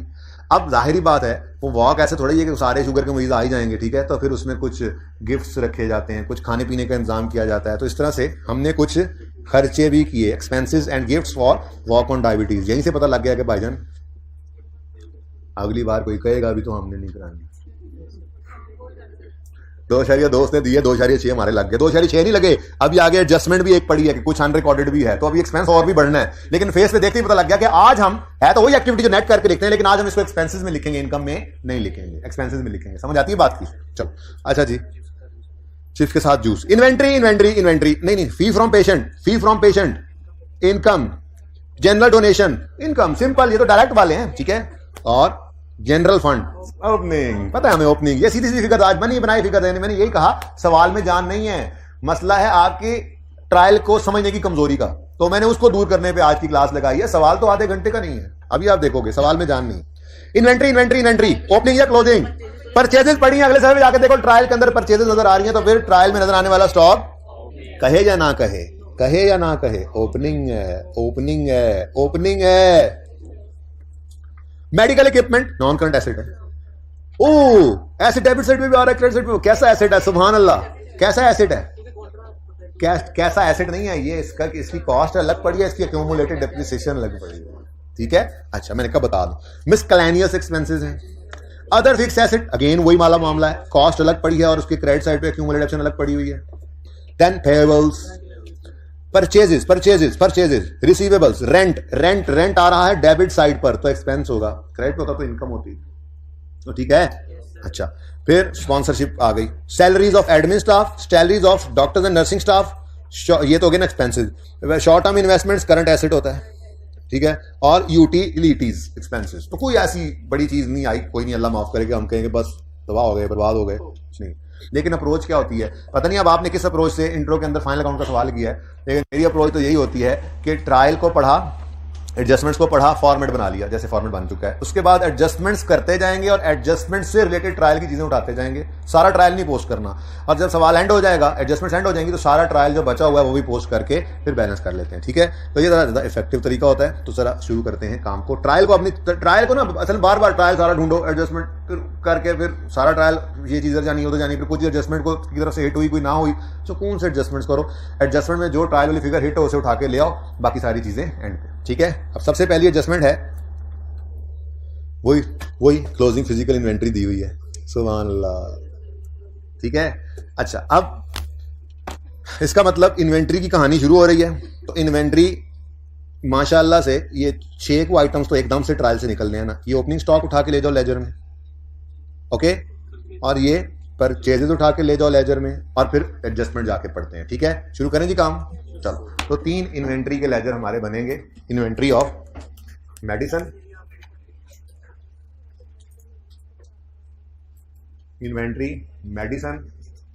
इन्वेंट्री हॉस्पिटल सप्लाईज और इन्वेंट्री कैफेटेरिया।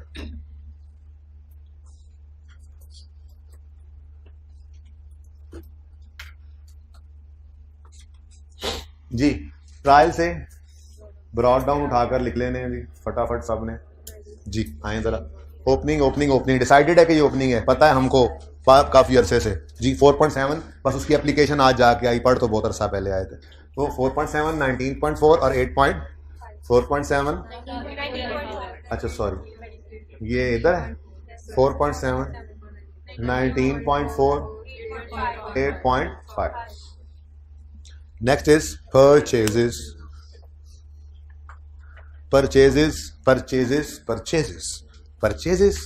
इन्वेंट्री के लेजर में परचेजेस किस तरफ आती हैं? डेबिट साइड पर. मैं यहाँ परचेजेस लिख लूँ, आपकी इजाजत है? आप कहोगे जी क्रेडिटर्स लिखते थे, मैं नहीं आज उस तरह से दिया होगा, ठीक है. क्लोजिंग्स गिवन है, क्रेडिटर का क्लोजिंग ऑलरेडी गिवन है, परचेजेस गिवन है, ठीक है. तो यहाँ पर बस इन्वेंट्री के लेजर में पोस्ट करवा देते हैं. ठहर जाओ एक मिनट. परचेजेस और परचेजेस, वो जो मैंने सिखाया था आपको, इन्वेंट्री के लेजर में डेबिट साइड पे कॉस्ट ऑफ परचेज आती है, क्रेडिट साइड पे कॉस्ट ऑफ सेल आती है, याद है? ठीक है, वही है, ठीक है जी. बताएं ट्राई. 60.5, 18. अच्छा अभी तो देखना, अभी सबकी तवज्जो चाहिए. एक मिनट के लिए. कॉस्ट ऑफ सेल्स, ठीक है ना? नहीं आता है ना? लिखे मत प्लीज, एक मिनट के लिए सबकी तवज्जो चाहिए. मेडिसिन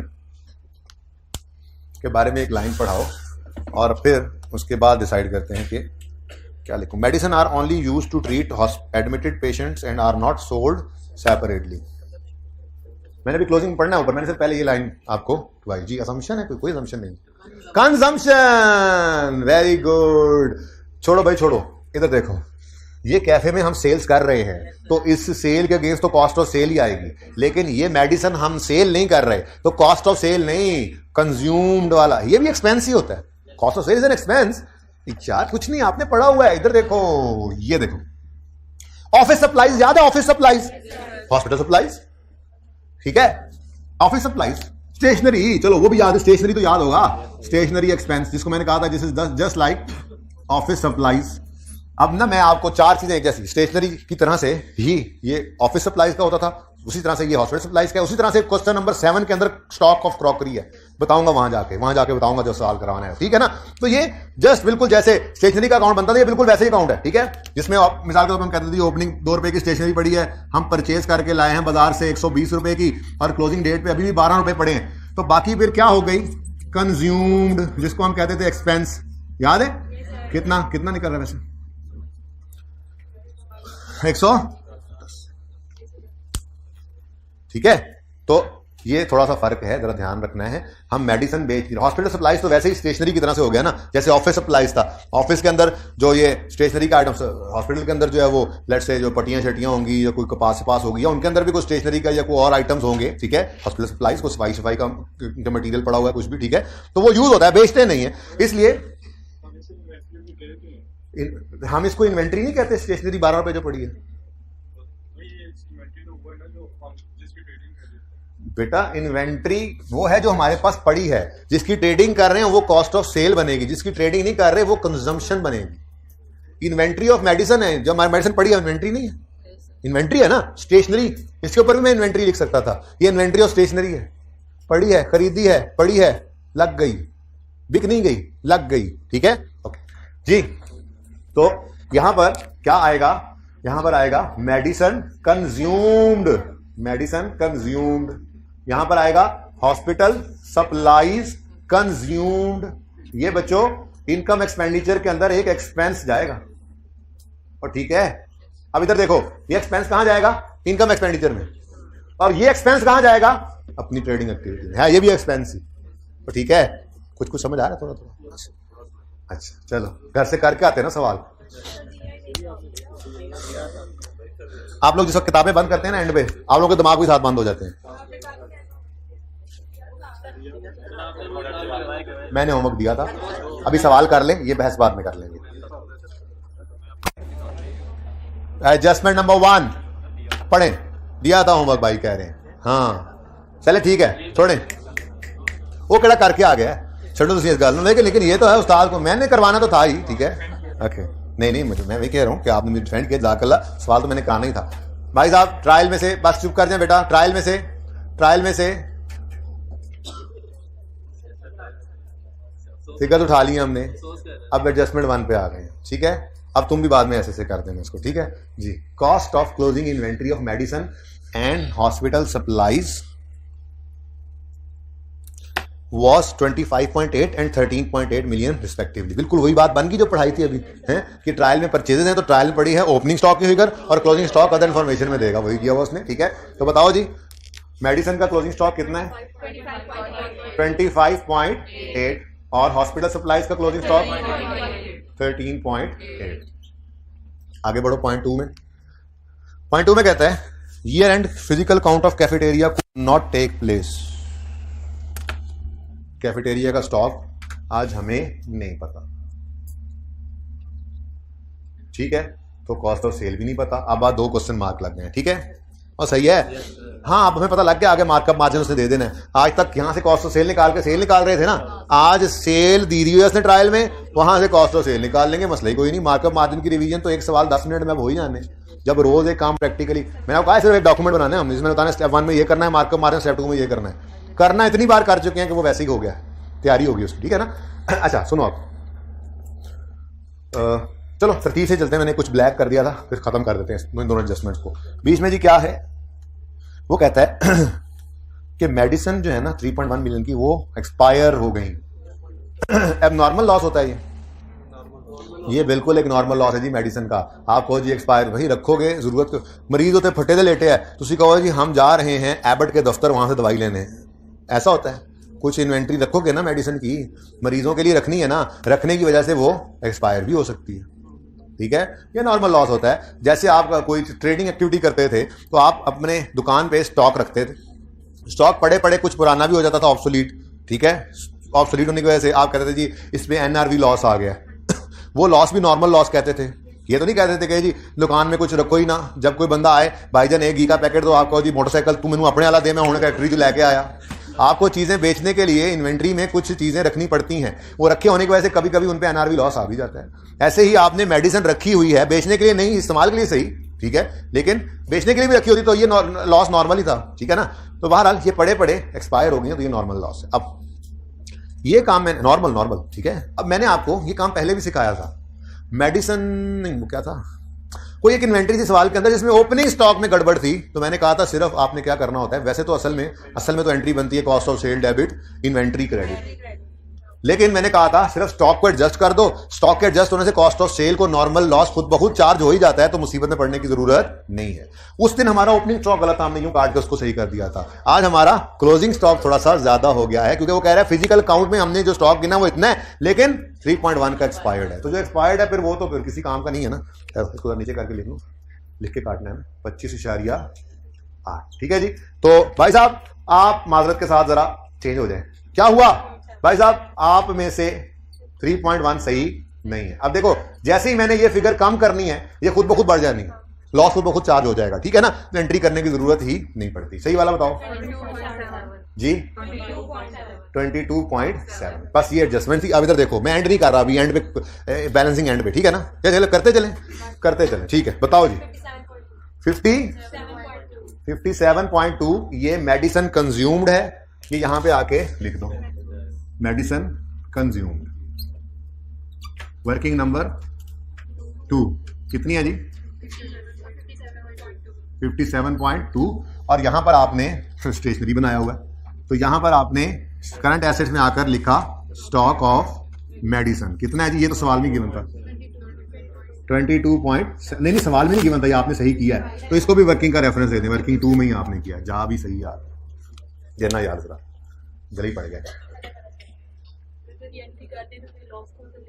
बेटा, ना करें ना, आसान तरीका बताया वो करें, क्लोजिंग को एडजस्ट करें, क्योंकि आपको बचपन में एक बात बताई जाती है कि अगर क्लोजिंग को एडजस्ट कर देंगे ना तो आपका क्लोजिंग स्टॉक कम होने से, चेंज होने से कॉस्ट ऑफ सेल खुद ब खुद एडजस्ट होगी, लॉस खुद ब खुद चार्ज हो जाएगा, ठीक है। 22.7 नेक्स्ट, ये भी हो गया, बोलो 13.4 जी, ये 13.4 ये क्या है जी, hospital supplies consumed, working number ये पूरा लिखा करो आप, अच्छा जी कितना 13.4, और स्टॉक ऑफ हॉस्पिटल सप्लाईज ये सवाल में गिवन था 13.8, ये एज इट इज लिखी, ठीक है। अब यहां पे आए तो इसने कहा सॉरी आपके मतलूबा सहूलत यहां पे मुयसर नहीं, आपकी मतलूबा फिगर इस लेजर में मुयसर नहीं है, बराए मेहरबानी जरा एडजस्टमेंट 2 दोबारा पढ़े। ने कहा जी year end physical count of inventory, cafeteria inventory could not take place. Goods are sold in cafeteria at a gross margin of 25% on sale. तो जिससे साथ प्रॉफिट को लिंक करे वो 100 ले लो और इक्वेशन बना लो, ठीक है। तो इक्वेशन बन गई हमारी, सेल को 100 लिया, 25% प्रॉफिट है, तो बैलेंसिंग कॉस्ट कितनी आ गई 75, ठीक है।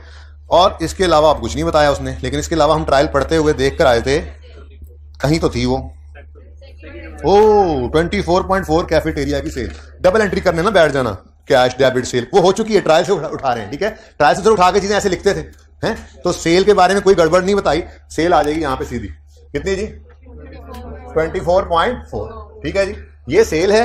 अब कॉस्ट ऑफ सेल हम यहां पे निकाल लेते हैं इसकी हेल्प से, 24.4 ये है सेल, ये है सेल, यानी ये है कितने क्या, ये है 100 पे डिवाइड बाय 100 हमें चाहिए, कॉस्ट मल्टीप्लाई बाय 75, तो divide by 100 multiply by 75, answer is 18.3, ठीक है जी।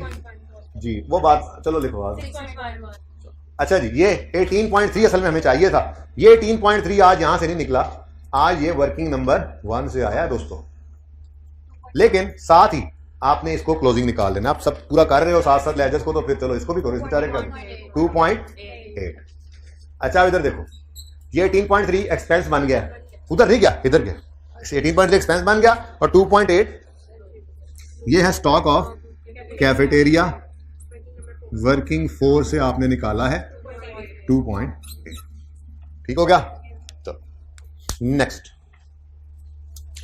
Rent outstanding at the year and was 1.4,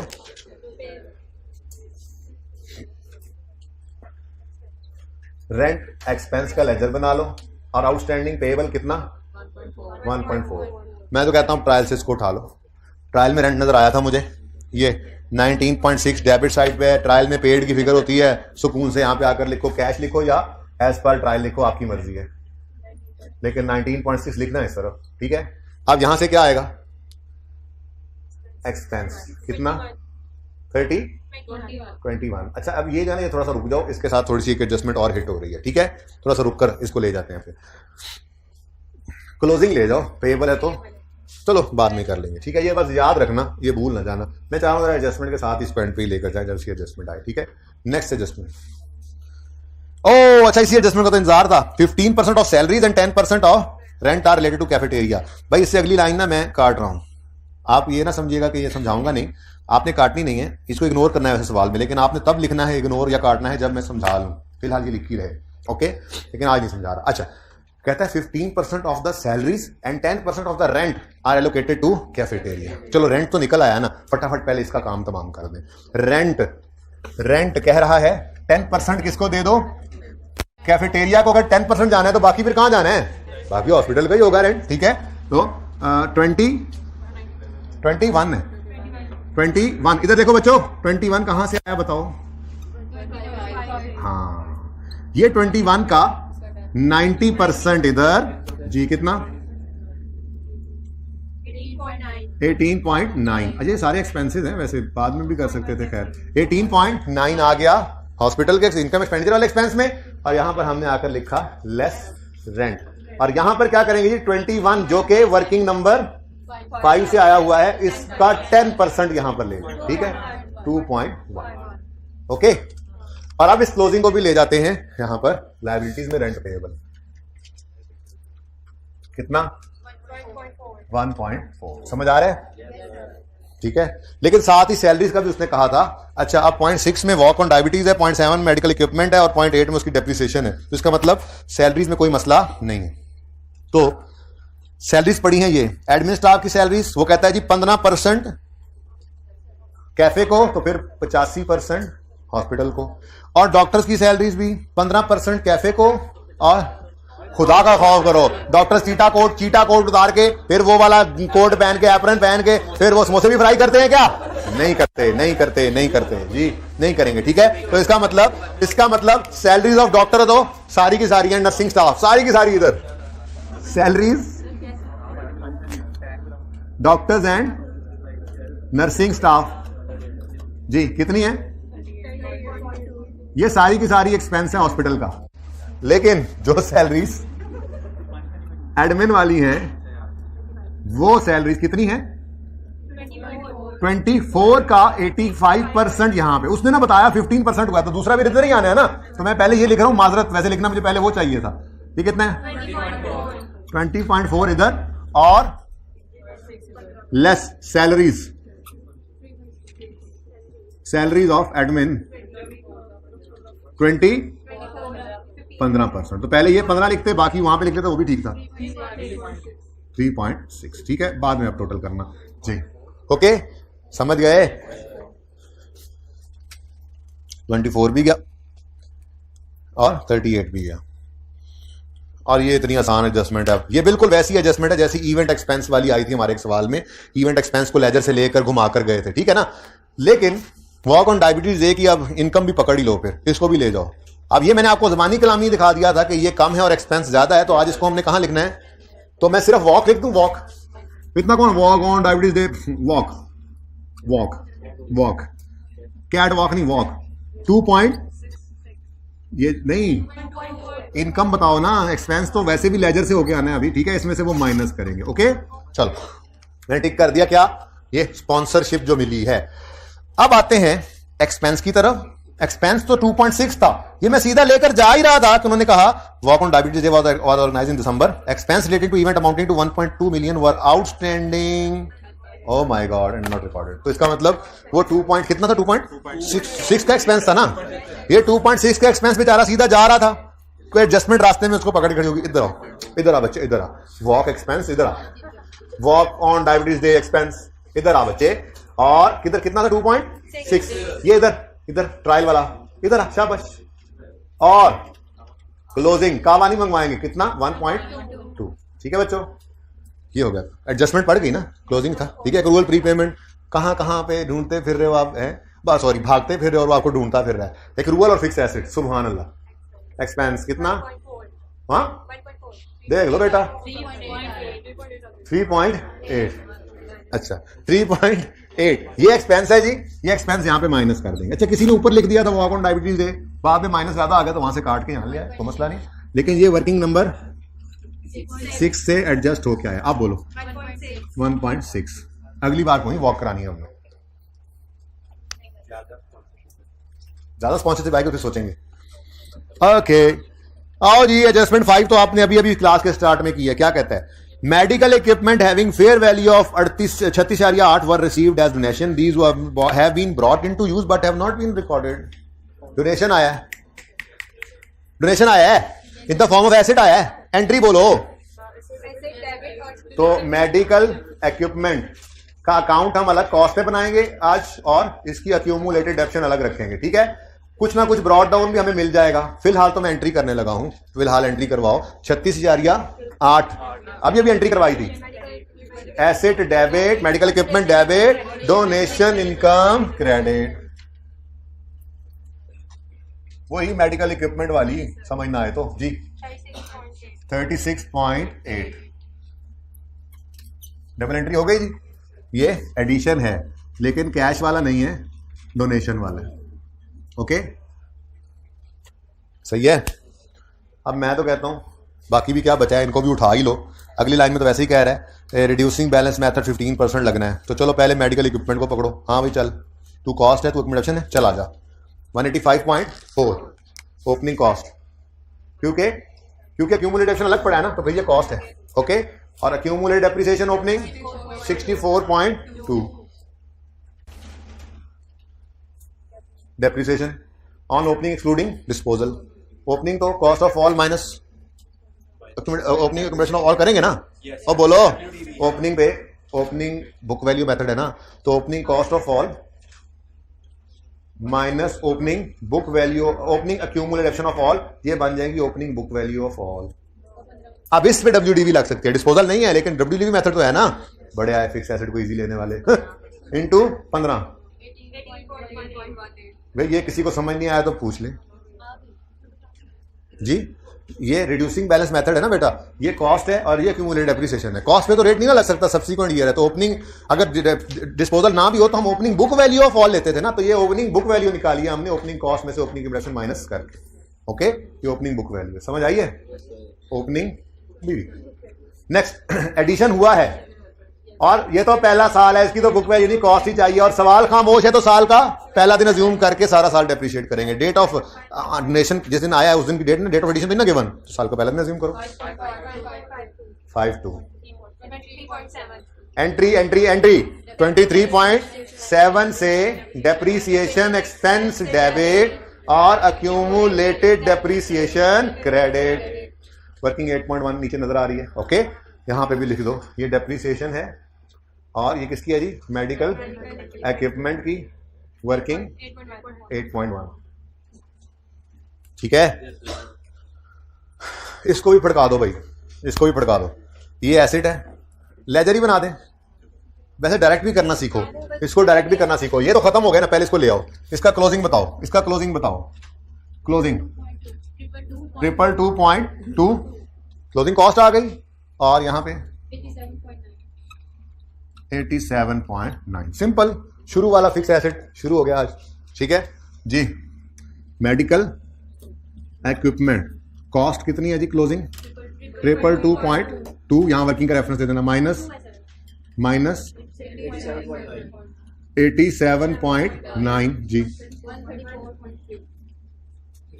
ठीक है, ऐसे ही अदर, ये भी फिक्स एसेट ही था, अदर फिक्स एसेट्स। अब अदर फिक्स एसेट्स है ना बच्चों, उनकी कॉस्ट गिवन है 110.7 माइनस करना है हमने इसमें से एक्यूमुलेटेड डेप्रीसिएशन को। लेकिन इधर देखो, opening plus depreciation is equal to closing जो आएगी वो आनी चाहिए। स्टेप बाय स्टेप अब लेकर चलते हैं। ठीक है, तो सबसे पहले तो मैं उठाऊंगा ओपनिंग एक्यूमुलेटेड डेप्रीसिएशन को, कितनी है 54.7। ये डायरेक्ट करना सिखा रहा हूं, लेजर भी बन सकता था 54.7। ये लेजर इसलिए नहीं बना रहा कि कुछ डायरेक्ट करना भी तो सीखें। ठीक है, अच्छा, अब इस साल की डेप्रीसिएशन सिर्फ निकल आए तो सवाल एंड हो जाएगा। डेप्शन निकाल लेते हैं यहां पर। ठीक है, तो डेप्रीसिएशन एक्सपेंस अब निकलेगा किसका, अदर फिक्स एसेट्स का। उसके लिए भाई साहब opening cost of all 110.7 reducing balance method है ना, minus opening accumulated depreciation of all 54.7, ये बुक वैल्यू आ गई, इनटू रेट, कोई एडिशन कोई डिस्पोजल नहीं, सारा साल होना है जी। बोलो 8 depreciation expense debit accumulated depreciation credit 8.4। तो भाई ये डायरेक्ट भी करना सीखें ताकि टाइम बचाना भी आता हो। अगर ना समझ आ रही हो तो लेजर ओपन कर लेना, मैंने एक लेजर ओपन करके भी दिखाया आपको। ठीक है, एक लेजर के थ्रू, एक डायरेक्ट जी। बोले 47.6, ये एसिड की बुक वैल्यू आ गई, ये एक्यूमुलेशन क्लोजिंग आ गई, ये एसिड क्लोजिंग आ गया। ठीक है, कोई एडजस्टमेंट रह तो नहीं गई, कोई रह तो नहीं गया और यार तुम्हें गोल दायरा लग चुका है। अब भाई साहब सिर्फ ट्रायल में बची कुछ ही चीजें जो हैं वो फेंकनी है। शुरू करें। सबसे पहले बर्न वार्ड, मैंने कहा ये बर्न वार्ड और ये इसका, ये दोनों अभी ऐसी स्टेज पे नहीं है कि ये बिल्डिंग में जाके डेप्रिशिएट हो, इसीलिए वर्किंग प्रोग्रेस है, और ये इनकम बने। तो ये नॉन करंट एसेट्स में फेस पे, और ये फंड्स के अंदर जनरल फंड के नीचे एज इट इज लिख देना, क्लोजिंग्स हैं ऑलरेडी। ठीक है, तो यहां पर आके हमने लिखा CWIP ऑफ बर्न्स वार्ड। बेटा ये तो बहुत बचपन की बात है, किसने पूछा, पुरानी बात है, कोई नहीं, बता देता हूं। बच्चे ये अक्सर पूछते हैं और ये की हुई बात फिर पूछ रहे हैं, तो फिर सुने। करंट एसेट इसलिए बच्चे कहते हैं सर ये तो 2-3 महीने में पूरा कोई होके खत्म नहीं हो जाना। और भाई खत्म होके जाना कहाँ है, तो नॉन करंट में ही रखते हैं अकाउंटेंट्स इसको, क्योंकि ये जो ईंटें, बजरी, सीमेंट, रेत, सरिया लगा खड़ा है, ये नॉन करंट एसेट ही होता है। तो यही बताया जाता है बचपन से कि ये हमेशा नॉन करंट एसेट में नजर आएगा, कभी भी करंट में नजर नहीं आता। ठीक है जी बच्चों, ये कितना है 55.3। ओके, और जनरल फंड क्लोजिंग के बाद यहां पे करके ये क्या है जी, बर्न्स वार्ड फंड कितना 75.1, बस इन्हें उठा के प्लेस करना था। ठीक है, आगे बढ़ो। कैश एंड बैंक बैलेंसेस 8.4 है, तो यहां पे कोई 1-2 एसेट्स और ना आ जाए। हम कैश एंड बैंक को एंड पे लिखने की अब आदत बना रहे हैं आहिस्ता आहिस्ता, लेकिन कोई बात नहीं, कोई स्टार्ट में भी रख दे तो सही है, नंबर मिलेंगे जी 8.4। Next donation for burn ward, ये तो चला गया। ठीक है, एक्सपेंस ये भी हो गया। फी फ्रॉम पेशेंट, जनरल डोनेशन, ये दोनों सीधे इनकम वाले थे। ठीक है ना, यहां पे आके लिखो फी फ्रॉम पेशेंट्स कितनी, और जनरल डोनेशन, वो जो आज तक पढ़ते आए, डोनेशन इनकम रिसीव हुई है, ये वो वाला भी था। जनरल डोनेशन कितना? 82.6। आगे बढ़ो। जनरल फंड हो गया ओपनिंग? नहीं नहीं नहीं हो गया, इसको लेके जाना है, ये लेके जाना है, भूल गए जी। इधर बोलो 195.6, यहां पे सरप्लस आएगा और फिर ये जाके क्लोजिंग जनरल फंड बनेगा। ठीक है, तो ऐसे थोड़ी भूलना था। 75.1 जरा नीचे ले आओ। ओके जी, नेक्स्ट इन्वेंट्री। इन्वेंट्री गया, एसिड गया, मिसकलेनियस एक्सपेंस। मिसकलेनियस इधर आ जाएंगे, कितना? 8.5, मुफ्त के नंबर। इतना आसान सवाल। तो मसला ट्रायल को समझना था, सवाल को समझना नहीं था। तो इस सवाल को जब भी रिवीजन करो, इसको करो, तो ट्रायल से इनकम एक्सपेंडिचर का सवाल करना काबू में रहेगा आपके। 70-80% मार्क्स इंशाल्लाह जी। अदर फिक्स एसेट हो गए जी। पेबल्स यहां ले आओ। पेबल्स जी कितना? यार एक चीज आपने मुझे याद नहीं कराई, ये भी तो बेचारा पेबल ही था, इसको यहां पे लिखा नहीं, इसका एक्सपेंस तो लेके, तो ये भी मैं लिख दूं ऐसी ना भूल जाए जी। ये क्या था? Walk expense, walk payable, walk expense payable जी। अच्छा ये बीच रह गया था, जेन में आ गया। अच्छा नेक्स्ट क्या है जी? नेक्स्ट क्या है? ये पेबल हो गया।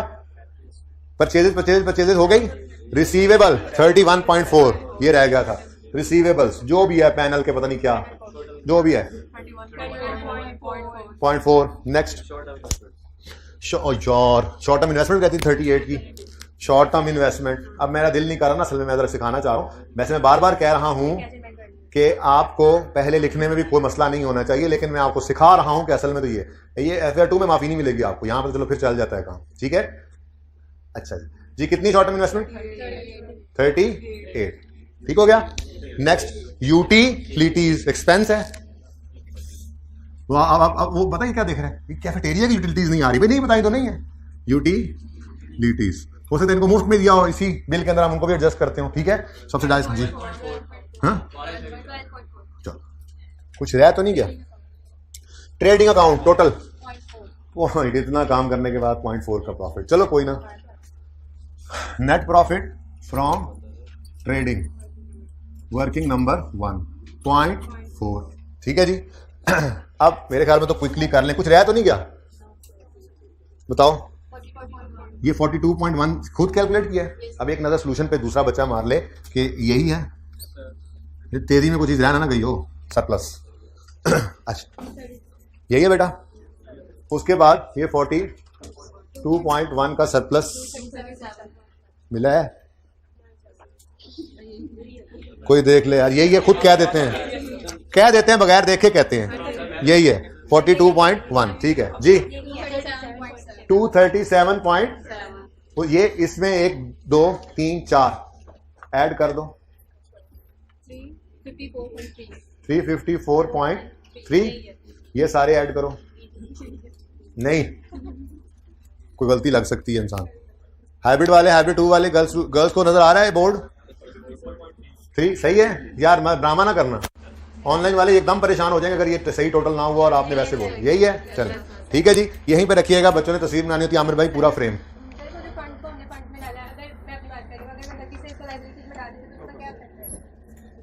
बेटा बस इसको फंड में रखें, वैसे कोई इतना बड़ा गुनाह भी नहीं है, लेकिन इसको फंड में रखें तो बेहतर है। वैसे जब इसका बिल्डिंग कंप्लीट हो जाएगी ना, तो फिर इसको फंड से निकाल के यहाँ ले आएंगे, डेफर्ड लायबिलिटी कह के फिर अमोर्टाइज करने लग जाएंगे। ठीक है ना? ये तस्वीर पे रखिएगा जी। और कोई सवाल? कैसा लगा सवाल? ये सवाल की जान कोई नहीं थी सिवाय इसके कि ट्रायल की कमजोरी है, जो आपकी इंट्रो की कमजोरी है, मेरी कमजोरी नहीं है, ये आपका अपना कसूर है। ठीक है, तो कोई बात नहीं। जितना को इसके अंदर समझाया जा सकता था वो मैंने आपको समझाया है। 2 चीजें और लिख लें, कल आते ही मुझसे उनका रूल लिखवाना है आपने। एक्यूमुलेटेड डेप्रिसिएशन कब ओपनिंग कब closing, provision for doubtful debt कब ओपनिंग कब क्लोजिंग। ठीक है ना? ये भी इनके बारे में उसूल लिखवा दूंगा, जैसे स्टॉक और जनरल फंड का लिखवाया भाई। वो एडजस्टमेंट कल बताऊंगा, उसको इग्नोर ही करना था, उसको इग्नोर करना था। क्यों इग्नोर करना था सोचना आप, मैं तो कल बताऊंगा। ये भी कल मुझे आते साथ पूछना है आपने। ठीक है, और यहाँ मैंने कोई वर्किंग नहीं की ऐसी खास जो आपको दिखाई जाए। आज का काम ये था। लेक्चर नंबर कौन सा था? 97। और होमवर्क के अंदर मैंने आपके लिए रखा है पास पेपर 16 सीरियस। ठीक है जी, अल्लाह हाफिज।